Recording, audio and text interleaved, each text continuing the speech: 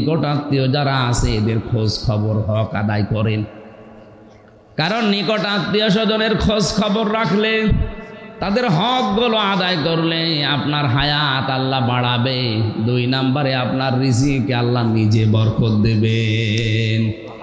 এই কাজটা যারা করতে চায় না, বুঝতে হবে ওই স্ত্রী চায় যে আমার স্বামী তাড়াতাড়ি মরে যাক। কি হাদিস তো এইটাই বলছে।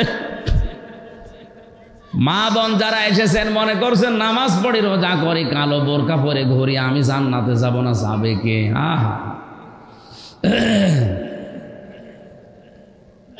2 জন মানুষকে এই পৃথিবীতে বড় বড় 2টা পুরস্কারের ঘোষণা আমরা জানি। হযরতে খাদিজাতুল কুবরাকে আল্লাহ সালাম দিয়েছেন জীবিত অবস্থায়, আর হযরতে আসিয়াকে আল্লাহ জিন্দা অবস্থায় জান্নাতে ঘর দেখিয়েছেন।